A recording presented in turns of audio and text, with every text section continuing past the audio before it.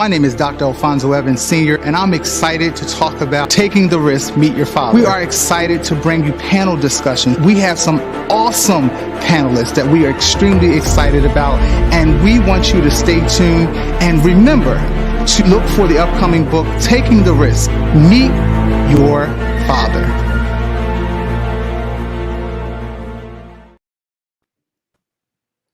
Impressive.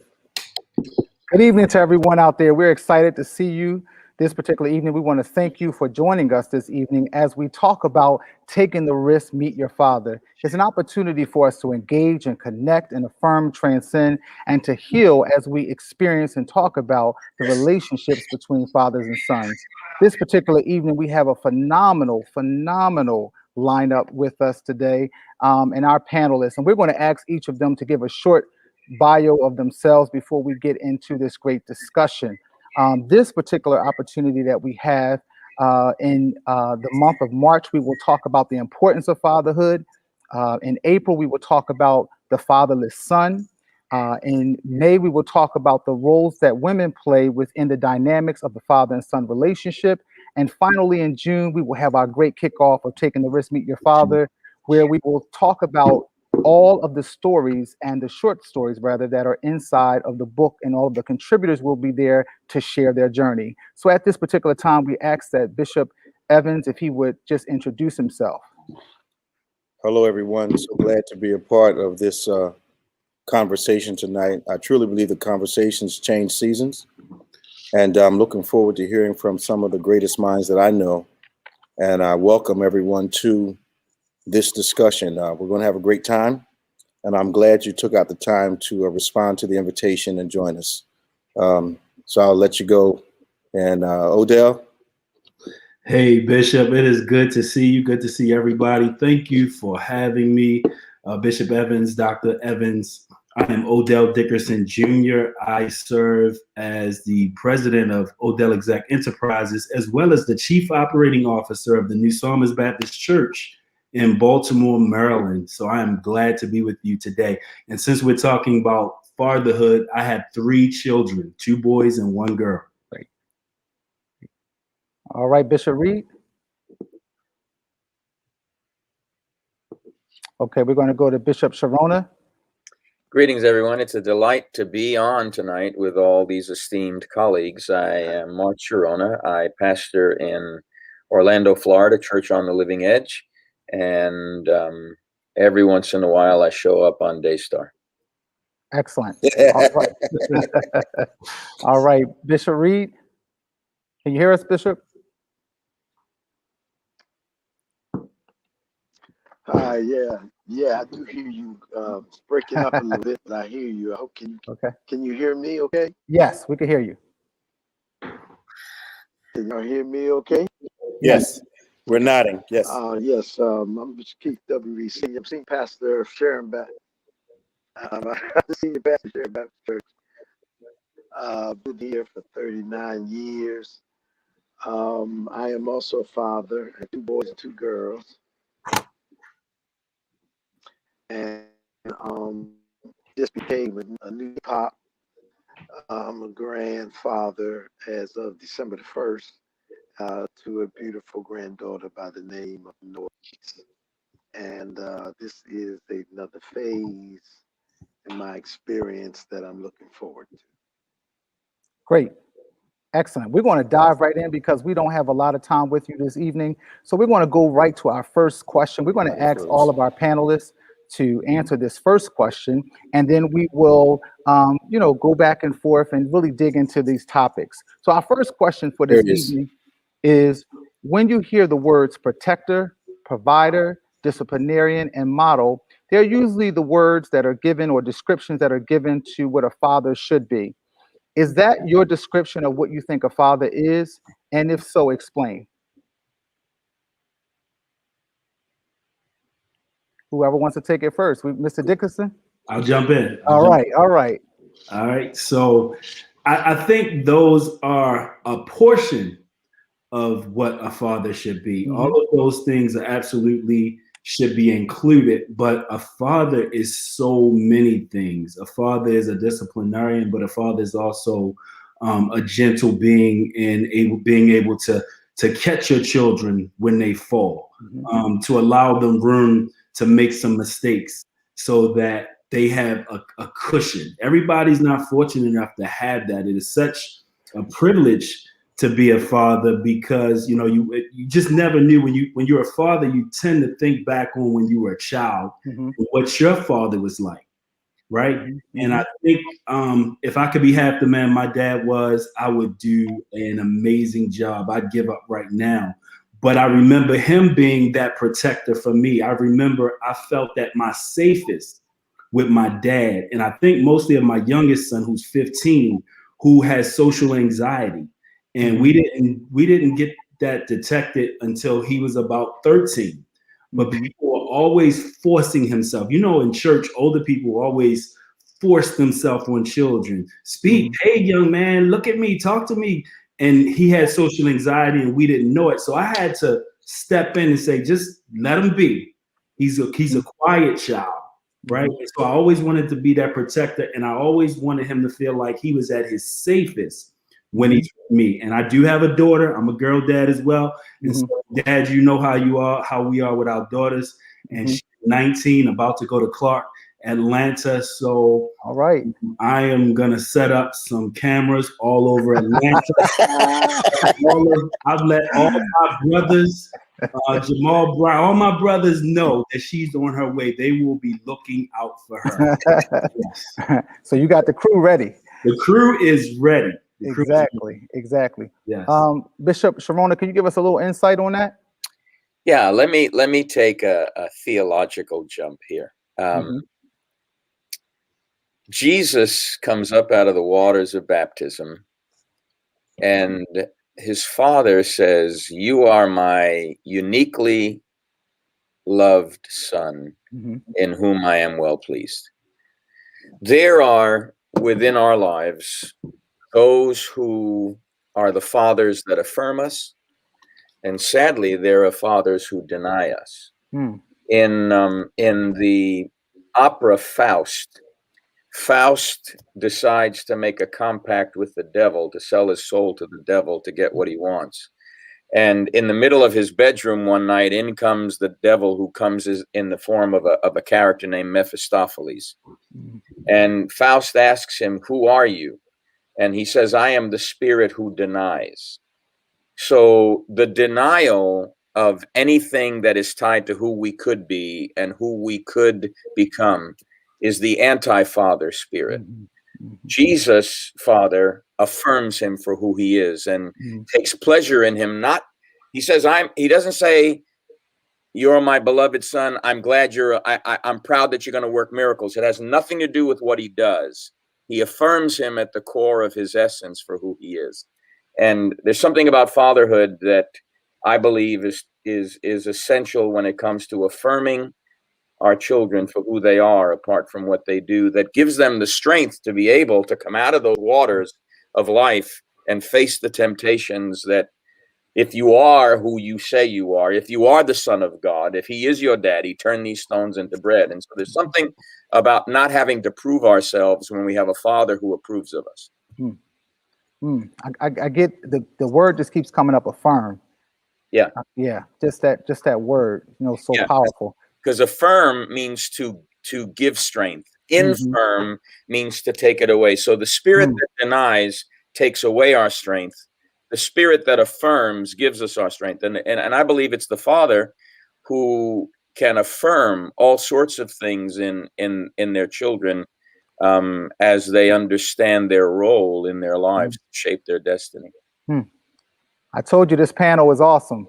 Awesome panel. Bishop Reed, can you give us a little insight on that? Can you hear us, Bishop? Since everybody's jumping on the same bandwagon, yes, I can. Can you hear me? Yes. Can you hear me? Can you hear me? I guess I'm not being heard. Yes. Can you hear me? We're all nodding. Yes. Can you hear me? Yes. Okay. Okay. All right. I think I'm going to jump on the same bandwagon in that this affirmation is a major part of fatherhood. I know of hundreds of men have never been affirmed by their father, and I did not know how much it meant till I was about 35, 36 years old. And my dad was dying of cancer, and I take him to go get his treatment, and I brought him back to my house at that time, and he was in the bed, just relaxing, and I went in to have a conversation with him, and I said to him that, I do want you to know that I do understand that my mother and your relationship, the reason why it did not last or y'all were separated, it was not all on you. I know it wasn't all your fault. I knew he played a part in it, and I even knew to what degree he may have played in it. But I also recognized and realized that it takes two to tango. So in doing so, he kind of broke, and he responded to me and said that in all my years of living, I felt that no one has ever considered my side Wow. of the story. And I want to say to you, not only are you a good preacher, not only are you a good pastor, but you are a good man. And I am so proud. My brothers, I just want to let you know that I literally broke because I didn't know that I needed that. And when I heard that, something in me not only welled up and made me feel full up, and something that I didn't know that was a deficiency, something that was lacking, literally at that very moment became full. And I at that moment, I think I let down my guard of trying to prove that I was a man. So many different intervals in my life. And I didn't know that I was crying for that affirmation to affirm me. And then when you study our culture, then in Africa, it's always that time, a period they call rite of passage. And unfortunately, that tradition has not passed down in our present day, situation and our present day reality, that we don't do that anymore. That someone a man, I believe, has to tell another man that they are somewhat or has something to do with affirming their manhood, of them being a man. So yeah, I'm with Bishop Mark over there, where that affirmation, I think, is major and a necessity for us to function to some level of wholeness. Absolutely. Absolutely. A powerful moment in your life. Let's ask Bishop Evans to close us out with that question and give us some thoughts. I'm in agreement with everything that has been said. One of the things I think is most challenging about being a father in the time that we live is that we are in an attention economy. There are so many different things that are competing for the attention, especially of our children. And it is a word in the Bible, the New Testament, admonish, jumps up in my head when I think about this attention economy, and that this is my interpretation of that word admonish, and that is to a teacher teaching a student to position that student for what the student knows is possible for the student. In other words, we're responsible for creating a mindset in our children that will take them forward and perhaps connect them with what we believe their destiny holds for them, that all things are possible, that they are able to achieve many things. And I think a father's voice is key in letting a child know. And it's kind of like I can't make my grown children do things, but I never want to be accused of my voice not being in their heads at the proper time. It's a father has to deposit words, even then they're not. They don't want to hear them. He's got to deposit words because in a time of need, those words will fight their way through whatever circumstance they're in, rebellion or whatever it is, and they'll remember what you said. So I think one of our great gifts is the ability to deposit and the courage to deposit, even when they don't want to hear it, because they are part of who we are. Mm-hmm. So we do know some of their potential. Yes. We do know what they should be capable of. I'm always amazed by families where everyone can sing. And I realize that part of that is demand, but part of that is telling them they can, and then watching that thing being demonstrated. And ultimately, every kid in the family ends up singing. Why? Because there's something in them they know is there. They may not be the great lead singer, but there's a recognition of ability and an admonition to position themselves to do it. Start doing the scale, start doing the things necessary to bring out what it is we know that's in you.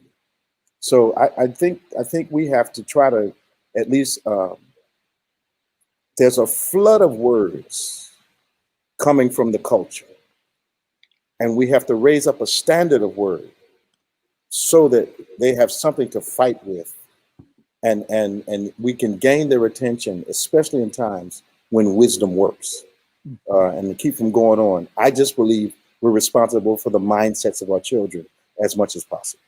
Absolutely.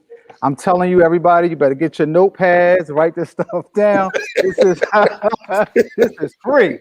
This is free. So we're going to ask all of our viewers if you would, give us some questions. We're going to answer some live questions at the end, and we also want you to give some comments. I mean, this is just great. This panel is awesome as we take this challenge on taking the risk, meet your father. Our second question. And we're going to ask all of our panelists, just feel free to answer. But that first question, we wanted everyone to kind of start with that. And remember, our theme this evening is the importance of fatherhood. That's our theme this evening. There has always been a debate about the level of significance of a father in their children's life. Can you help us understand how significant you believe that is and why? Well, I jump first. My mission for all my children, I have all girls. But now I am very involved in my grandchildren's lives. So for the first time, I'm helping to raise a boy. And I've started having these early conversations with him when he was like 2 and 3. What men do, what men don't do, how men behave, how men react. I believe with all my heart that we play a critical role, if you will, molding our children, especially our boys and significantly our girls. I don't think you can underestimate the role of a father in a child's life because of the impact that the lack of a father has. The damage that is done because a father is not present gives us an indication of how important it is for a father to be present, if that makes sense to you all. And so I'm looking at an antithesis type of thing where I'm looking at the issues that a lack of a father causes, and that kind of spurs my involvement. That I see the negativity. I've counseled 48,000 people in 30 years, and half of those have been relationships, and maybe 25% have been parentally related. And the lack of a good father and the lack of a good mother have long range effects that most adults don't overcome because it's a sensitive area and people are not readily open to a voice. But as spiritual fathers, all of us, and natural fathers too, I think we see both sides of the coin. Now, we can talk to the natural side because we understand it, but then we can apply that spiritual side, which I believe brings the deliverance. So I'll never believe that our voices are not responsible for helping to create the adults that we call our children. Wow, powerful. Anybody else want to jump in there a little bit with that? I'll add a piece. So God in heaven is our spiritual father, is our heavenly father. And, things on earth are a surprise to us, but nothing is a surprise to God, right? God knows everything. And so as natural fathers, we don't know everything, but we've had enough experiences, right? We've gained some wisdom. We've learned some patience. We've hurt and we've had forgiven. I know myself personally, I'm learning the power of forgiveness and the power of healing. And sometimes when I watch my children, and all of them are distinctly different and uniquely different, and having to have the skills to jump from one to the other, right? It's some things that I know, right? And Bishop Evans, you hit it.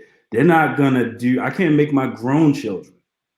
They think they're grown. I can't make my grown children do what I say. So my oldest is 20, he'll be 21 this year. And my daughter, she's 19, right? So I can't make them do anything, but I know some things.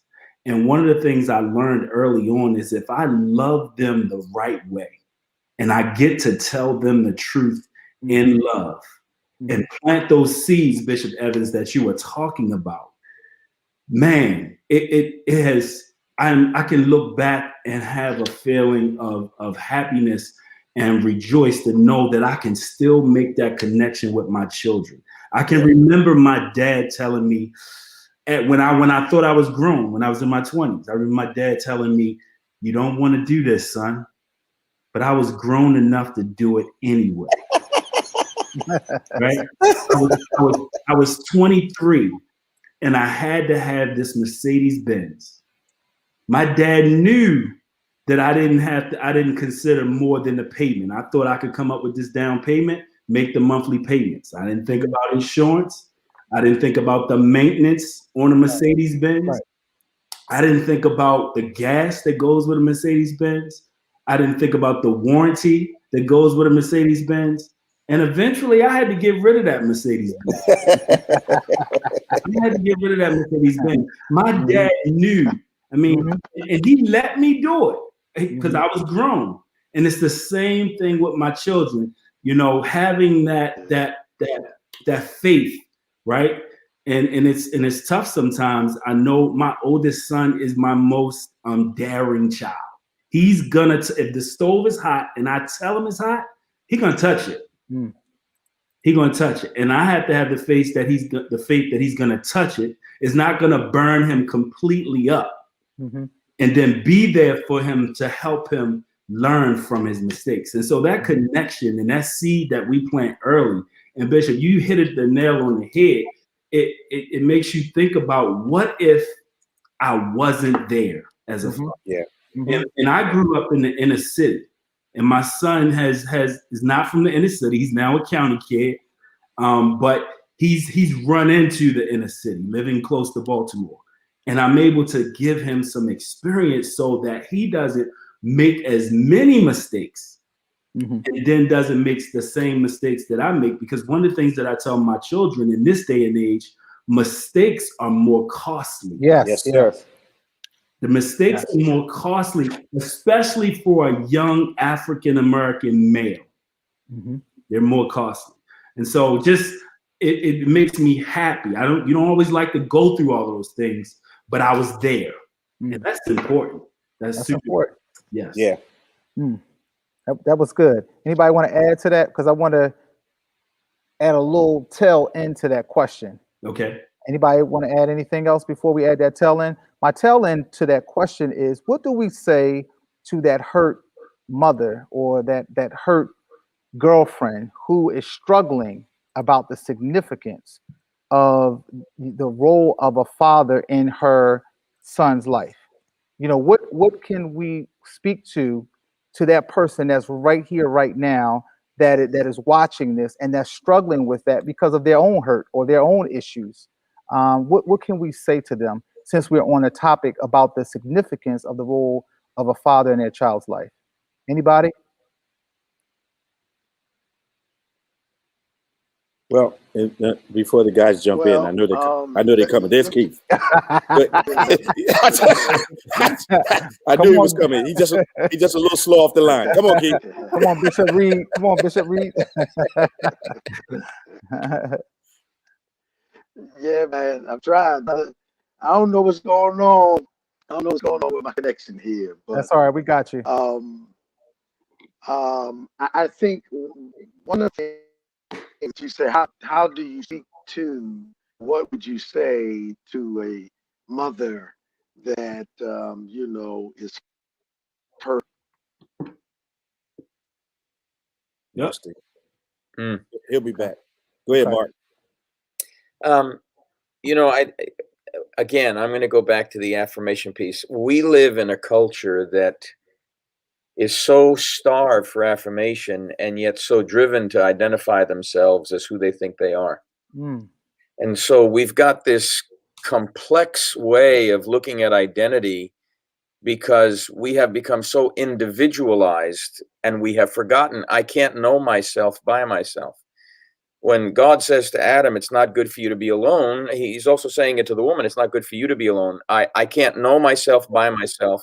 It takes two to know one. And for a woman that would wrestle with her significance, to me, that would indicate that there's perhaps all sorts of issues in her own life that stem back to her formative years, in her relationship with her primary caregivers, her parents, or one of them, that probably needs to be addressed and healed. We can't go back and change the past. But what we end up doing, I often tell people this from a psychological perspective, what we don't deal with in adolescence shows up in midolescence. In other words, whatever doesn't get sorted out by the time we're 12, we face between 30 and 65 years old. That's your middle years. And what we've got is an entire generation that's going through crises from 30 to 65 because we brought all our wounds with us into adulthood and we don't know how to sort them out. And then we don't trust people. So because I was burned early on, I'm not going to disclose anything to you because I've got to put up my walls of defense. In the meantime, I'm starved for significance and I don't realize I need the gift of someone else saying, I see you for you, but I never let them in because the walls I have built don't just keep the bad out, they keep the good out as well. And so I think we've got an entire generation of people that don't know who they are. They can hear who they are in Christ till they're blue in the face, but it's almost as if they've got to, the way they've got to sort out the past is you can't go back and fix something that is beyond repair, especially if your parents are gone. What you have to do is grieve the loss and discover as an adult, how do I move forward in the Lord, knowing that if I can let the past be buried, if I can give it a decent burial and say, what have I learned in life from my pain that can now serve me? I don't want to spend my life mistrusting people, but I do want to spend my life building significant relationships, which means I've got to risk because I can't walk by faith without risk. I can't walk in trust without risk. I can't walk in hope without risk. I've got to risk the possibility of whatever that might be that's tied to those ghosts that are haunting me, but I've got to put those ghosts to bed. I've got to learn how to put them to bed. I don't know if I'm making all that much sense in what I'm saying. That made a lot of sense. Yes. If I can jump in there while Bishop Reed is getting his straightened out. A couple of things. I have some friends who live in Alaska, and they're used to a part of the year being without sun. And they get used to that environment until they don't think they need sun every month of the year. I make that illustration because there are some people who did not have parents, did not have a strong father, maybe didn't have a strong mother. And they've gotten used to that condition so much so that they don't see the need for it. Wow. But in actuality, picking up what Bishop Sharona said, when Mark says these issues come out later, it's true. It reminds me of the story where the woman with the issue of blood and the girl that dies at 12 years old are in the same text. And you've got this grown woman with a grown problem. And I blend the text together, but she died internally at 12. And now she's this grown woman with a known issue. And Jesus has to come along and deliver the little girl. before the woman can become whole. You know, so Mm. it's an amazing dynamic. And I think of, when we talk about our adult children, I think of what Bishop Tony Miller taught me. An amazing revelation. He says, when our children are kids, we parent them by command. Mm. Go to bed, brush your teeth, come eat your dinner, eat your vegetables. When they hit puberty in their teen years, you parent them by conversation. Mm. He said, however, when they're grown and they're on their own, you parent them by concern. Mm-hmm. So you go from command to conversation to concern. And he was quick to say, when you get to the concern piece, season in their life, you have to wait for them to ask you for help. And then you're able to give them a combination of conversation and command to get them out of the trouble they've gotten themselves in. Mm. But it's amazing how if parents can learn those three phases, because normally we stay locked in the command phase for the entirety of a child's life if we're not careful. Because especially in minority communities, we tend to tell our children what to think rather than teaching them how to think. Mm-hmm. And I had a revelation of that when I was young, because I had a cousin that got beat for the same thing every day. Until one day I went in the room and sat down on the bed next to him and said, man, let me try to talk to you, because you're not going to make it to 16. You know, they're going to destroy you.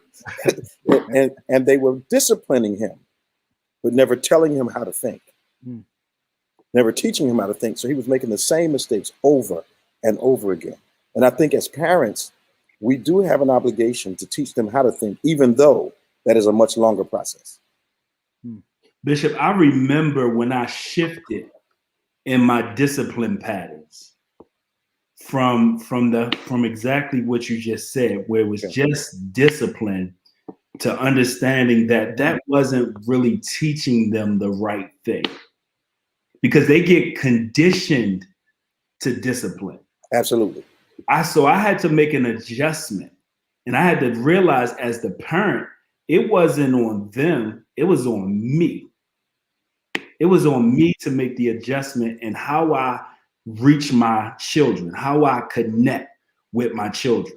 Mm-hmm. And it wasn't just from, say, an old-fashioned whooping or a scolding. My children, to tell you now, I would, you know, at some point I'd scold them, and next minute, you know, I'm telling them I love them and sending them on their way to school. They tell me, I don't want to hear you talk about you love me. You just gave me that lashing, and you talking about you love me. But they understand both from me. They understand discipline, but they also understand the other side of discipline, the love side of the discipline. So if you're going to discipline them, you got to love them just as much as you discipline them. Mm-hmm. Bishop Reed might not remember this, but one of the things that stands out in my mind, there's several things, but I remember one time him telling me how his children would apologize to him after he chastised them. I thought that was amazing. I'm sorry, Dad, I messed up. Mm-hmm. I said, what kind of formula is this guy using? What? But it was absolutely outstanding to me that he was raising them as such to understand their infraction, and the biggest infraction was letting him down. Mm-hmm. I thought that was phenomenal. Mm-hmm. Mm-hmm. He didn't think I was paying attention back then. Bishop Reed, you want to bring some context? Man, my thing keep going in and out. I don't know if it's my router. I don't know what it is, but I'm going to grab hold to this opportunity right now that I am here and I'm not going out.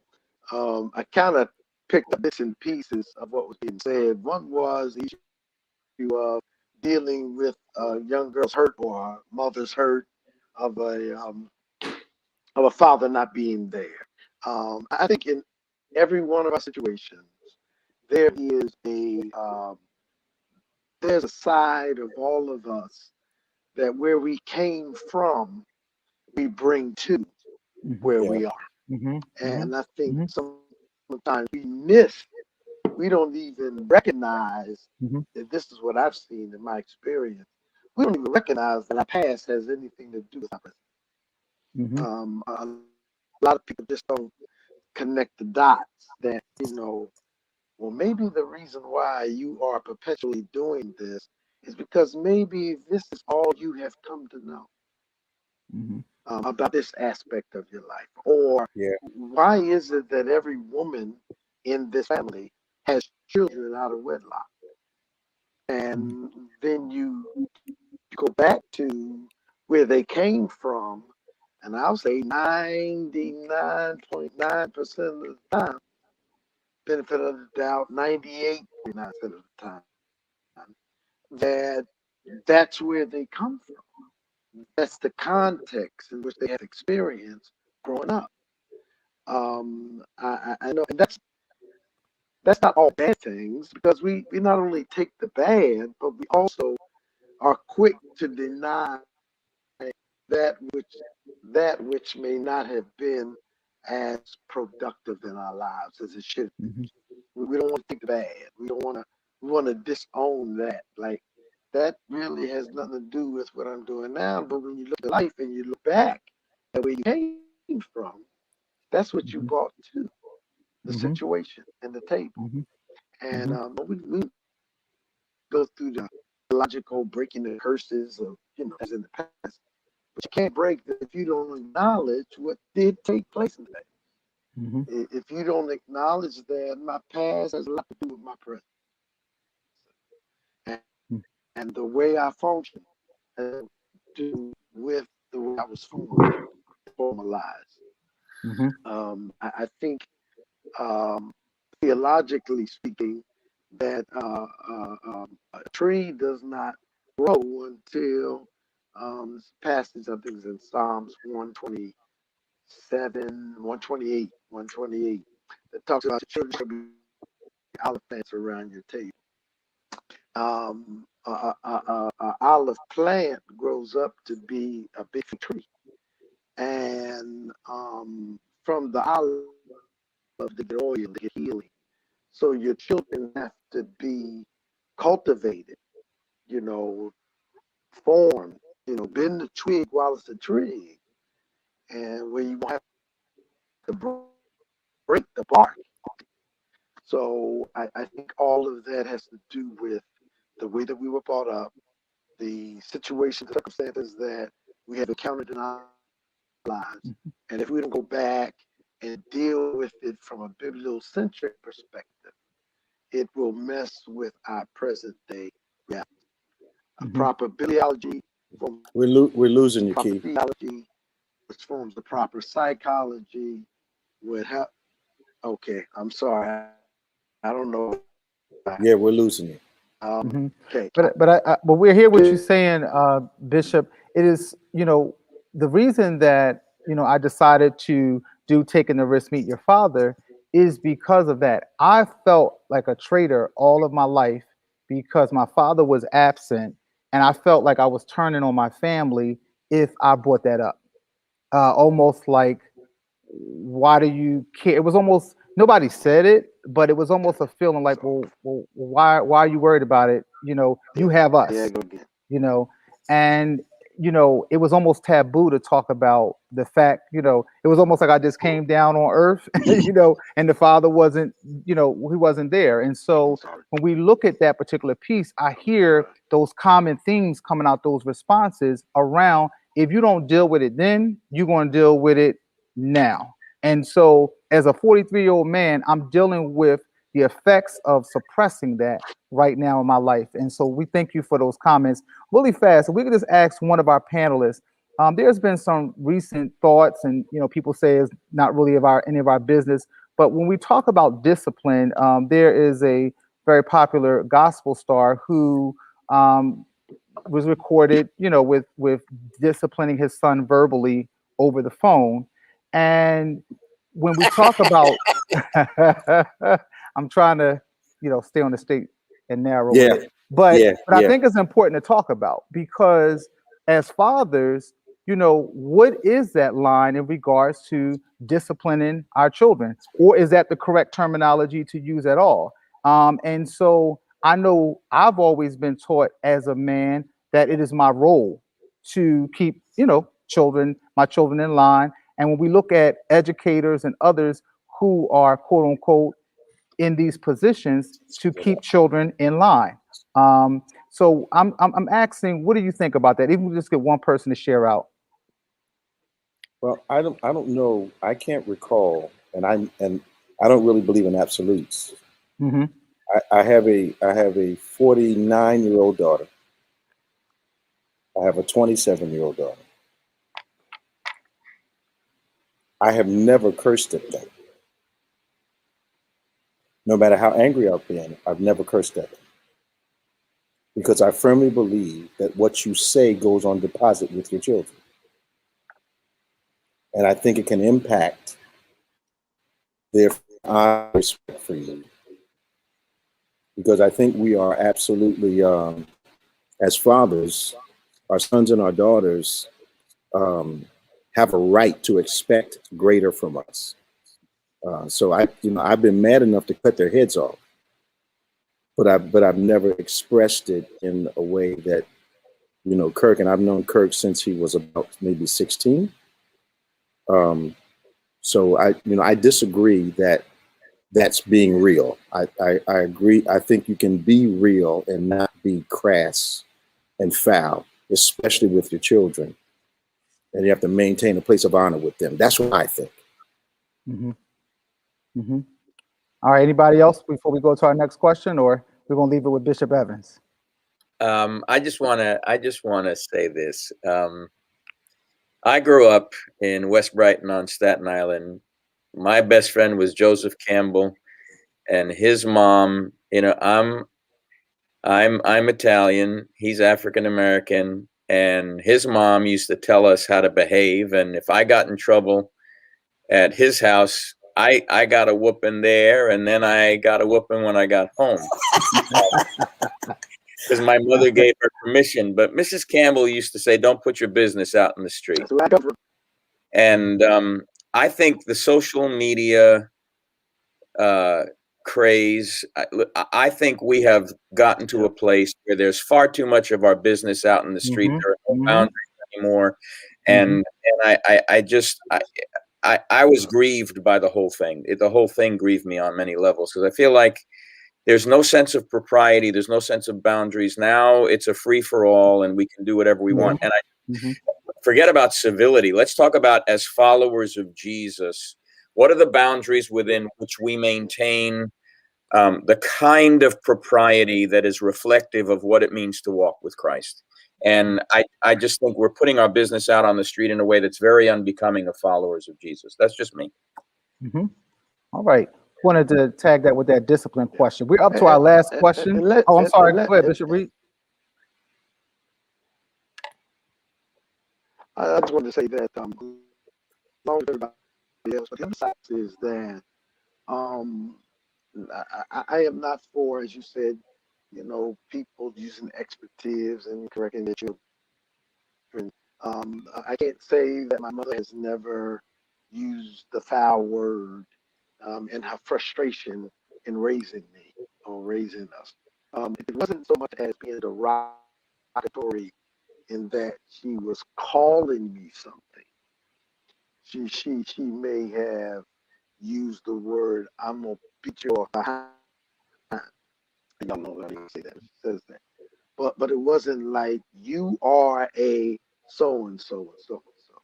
Nothing like that. Nothing like that. First of all, second of all, I do this, that as a Christian, as a believer, sometimes we act or we forget like we don't have two natures.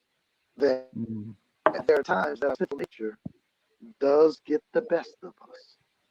And I just think that as Christians, viewing other Christians' dilemmas, problems, situation, we ought not act like that's not a possibility for any of us to do that kind of thing.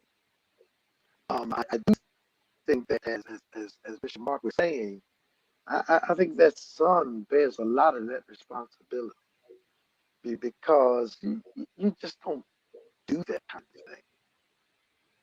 thing to your father. And it's also I think what was left out of the conversation is that both of them have been going to counseling for years about their relationship and about how things have been done and what has been done throughout their relationship.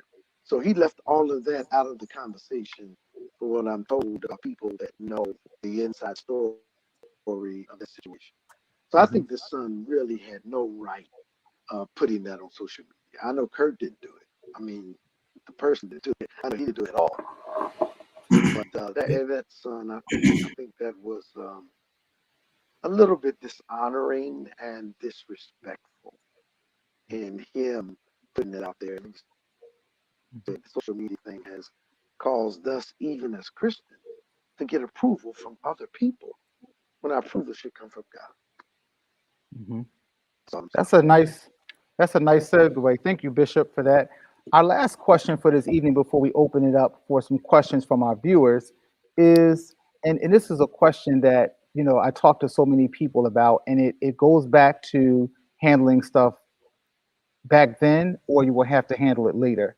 And the last question that we have is, do we have a responsibility as fathers and as men to be emotionally available for our children? How so?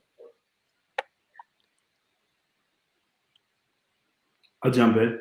Okay. I'll jump in. So my answer is my answer is yes. I come from an era where, yes, you know, boys had to be tough.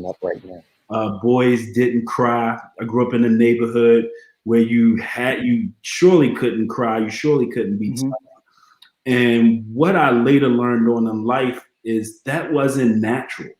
It wasn't natural. I was born with certain emotions. I was born with certain feelings that I had to suppress. And I'm glad I learned it early enough that I didn't put that on my children, especially my boys, right? And it's very important that we are there emotionally for our children. I had to teach my son that it's okay to say, I love you. It's okay to say a hug, or when you're hurting, it's okay to cry. Right? I had a conversation just this week with my daughter, who's so much like me, right? So she's about to go to school, and she has a car. Well, she had a car, hit a pothole in the city of Baltimore, and destroyed her car. The insurance company totaled the car. So she's in school virtually because she didn't get to go to school because of COVID. So she's frustrated. She's in a local community college. She doesn't have a car. She's wondering if she really didn't get the opportunity to go to school this year. So she's stressed out. And I kept saying, what's wrong? Are you okay? I'm okay, Daddy. I said, boy, she sounds just like me. I said, just like me. Like, look, when all is well, I'm like this. When the world is falling apart, I'm like this. You know, it's just, we're taught to be cool, calm, and collective. And eventually, in the conversation, we hit that nerve about the car and school, and she just broke down crying. Right?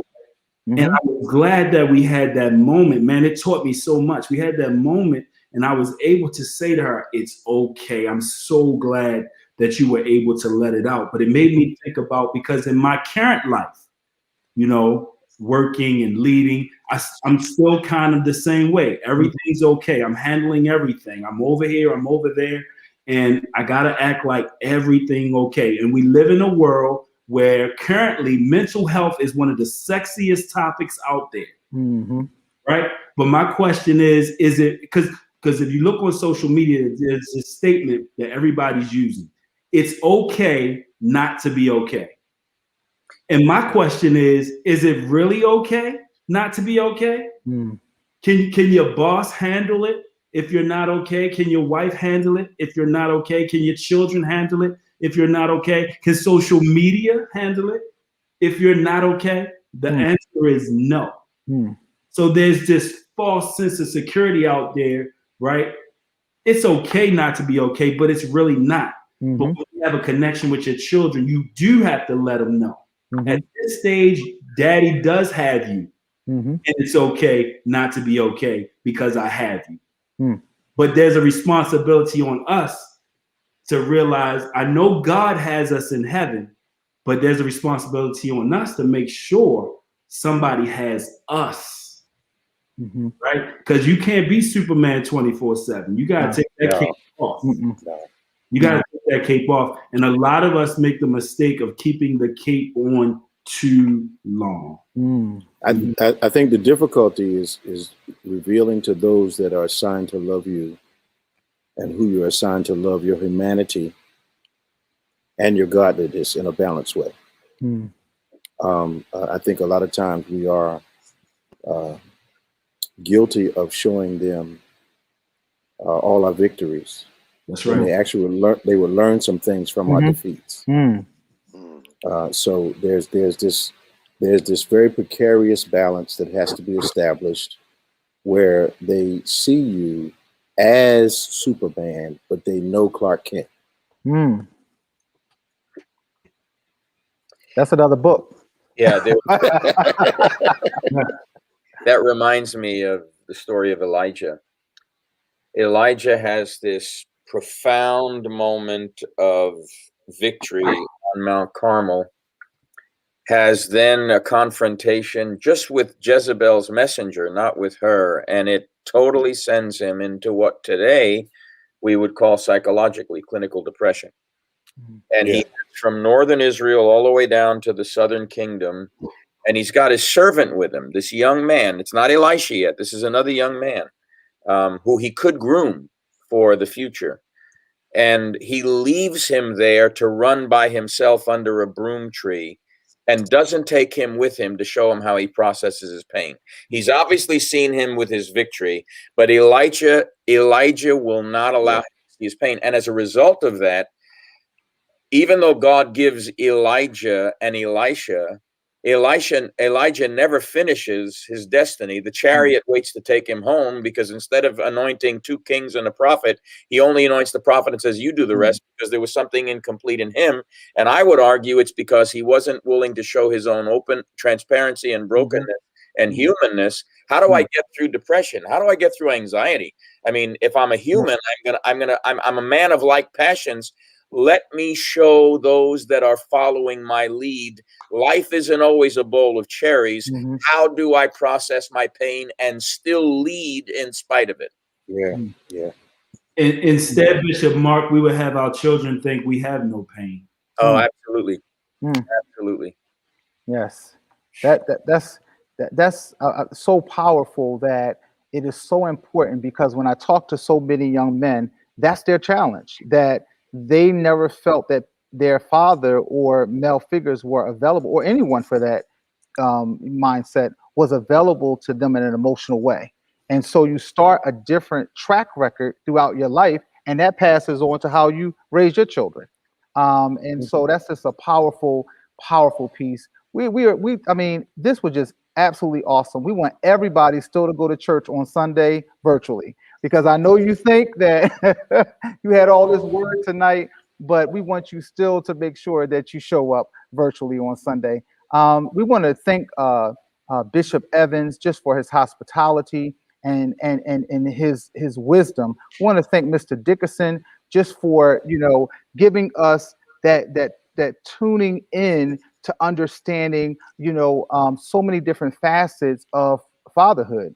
And we want to wish your daughter well this year at Clark University. We want to thank Bishop Reed for continuing to be that visionary and giving us. And we love that story that you gave about those last couple moments with your father.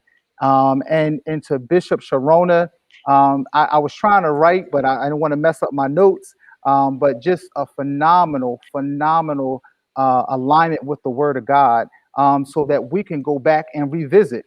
We're going to open it up at this time. We want to thank all of our panelists, but we want to take some of your questions this evening. We're going to take a couple of your questions and allow our panelists to answer them. And then before we conclude, and remember to look out for Taking the Risk, Meet Your Father. There's going to be the fatherless child coming to you in the month of April. So we're excited about that also. So we're going to begin to take some questions.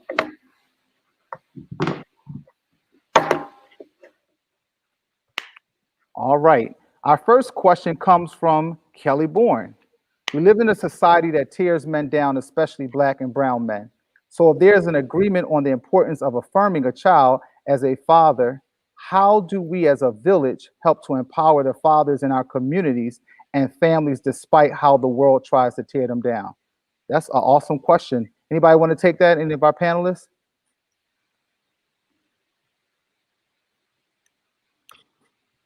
Mr. Dickerson, seems like you're about to jump out. I will. No, that's an amazing question, and she threw that word in there, village, and we used to always say it takes a village to raise a family. I think about my dad, and most of my friends' father was absent. But when my dad did something for me, he did something for all of my friends, right? And I'm kind of the same way, and I'm exactly the same way. When I go on vacation, one of my children's friends or two of my children's friends are with me. They're always at my house. I'm taking them out to dinner. I think we have an obligation beyond our children. I think we have an obligation, and we're all Christians, and we're all men of spirit. I think we have an obligation beyond our children and into our communities, right? And somebody said it earlier. I think it was Bishop Mark. Your best friend's mom had permission to reprimand you. I had the same thing. And so when we see, and we had the question about mothers without fathers around, I think we have to do the same thing, right? We have an obligation when we see a need to try and meet it if we have the skill set, the ability, and the emotional awareness. But I love the term that Bishop Evans used, the people that we are assigned to love. It's not just our own children. That's right. It's not just our own children. If I could weigh in as the Absolutely as the odd guy out, since my complexion is not dark. You're not odd. Well, I don't. I mean, you are odd, but you're not the odd guy out. There are things I cannot speak to, but what I can speak to is my personal journey. I was raised an only child. I didn't want to be a father of only children. We lost our first child within the first 2 trimesters of birth, and we adopted 2 boys. Matthew is my oldest. Those of you that know Matthew, Matthew is Black, and we adopted Matthew knowing he was going to be placed in our home at 3 months old. And I was very aware that Matthew needed to know that Black is beautiful. Matthew needed to know that Jesus didn't look like me. We prepared his bedroom with, now there's an African-American artist whose last name is Blackshear, brilliant sculptor, brilliant painter. We filled that room and the house with sculptures by African-American artists and a lot of dark complected figures. And we found a picture of a Jamaican Jesus with dreadlocks and sitting by water fishing, and that was right at the head of his bed. But I realized even that wasn't enough. But at the time, we were pastoring a church in Raleigh. We were endeavoring to build a cross-cultural church, and if it were not for the African-American people, because I didn't have brothers and sisters, if it were not for the African-American community that treated us like a family and treated my son like he was their niece, their nephew, their cousin, their little brother, Matthew would have never had the privilege of being raised fully. I'm so proud of Matthew in so many ways, but I mean, I could not have done that alone. It took that entire church in Raleigh to raise my son, Matthew. Powerful. We're going to take one more question for our panelists. And we have Cleveland here. He says, as a single parent, how important is it to forgive and model forgiveness of the absent parent? We talked, that's a great question. I'm gonna say that again. As a single parent, how important is it to forgive and model forgiveness of the absent parent? I think you have to find a balance. You do have to forgive. You have to express that forgiveness. and there's a deal of patience. There's a degree of patience that's needed. Some things you will not be able to raise in a critical manner with the child as the child is growing. But I do find that as the child grows and becomes more adult, they start to, their perspective on the parent changes, and they start to see them in a more realistic way. So you have, for some things you have to wait for experience to teach the child. On other things that are critical to the child's development, you have to model forgiveness, but you also have to model honesty, and that's a very fine balance. I spent a year and a half, I think, a year and 2 months, counseling about 12 teenagers on Fridays in my office. And what I learned was that a lot of parents are not making mistakes because they're bad people. They're busy. And when they come home, the full-time job, they're too tired for. And I call the full-time job raising your kids. So what happens, you find yourself having to play this balancing game all the time. What to show them, what to hold back. What's that management theory? Seeing everything, correcting a little, overlooking a lot. I think that works. Seeing everything, correct a little, overlook a lot. But the key is seeing everything, so you know what to correct and know what to overlook. Awesome. Cleveland, we hope that helped you out with your question. And we have time for one more question. Let's not forget, in April, the Fatherless Son. I want you to go to www.dralphonsoevans.com to figure out what day that's coming in April. We want to take one last question before we go. This has been an awesome, phenomenal panel, and we want to thank them so much for their contributions this evening. We have one more question before we go. All right. This is from Mr. Poindexter, David Poindexter. How can we get more of our clergy, especially younger clergy, to be more proactive about encouraging and promoting more programs for men to take our young men under their wings and train, educate them? Need this message to come more from the pulpits. Anybody want to take a? Well, I think for this group, that's not an issue. Dr. Reed's always had strong men's ministry. Well, Bishop, can I add something? And it's kind of opposite of the question. So if you notice, I'm on the panel with all these esteemed gentlemen, like Bishop Evans, Bishop Mark, Dr. Evans. When you look at my names, it just says Odell. That's enough. It just says Odell because I teach this all over the country. I believe you do not need that title of pastor or preacher to serve. I am privileged to serve at a high level.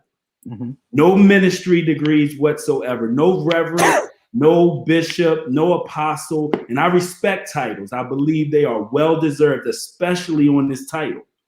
But sometimes we get too caught up into titles and we let the lack of titles hold us back. I like to think that I'm an example of being able to serve without the preacher, without the pastor. There's nothing you can't do without that title.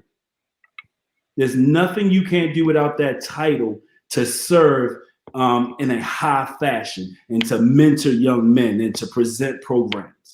So I just think that I don't want anybody to get caught up to think that it only has to come from the pulpit. Yes, it should, but all of us have power.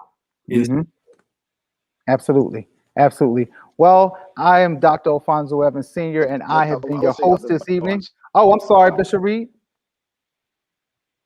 You had something, Bishop Reed? No, I was just getting ready to say what my brother was saying was that, yeah, I was getting ready to say what my brother was saying was that the issue that it's not so much that the church or we are not doing ministry when it comes to men.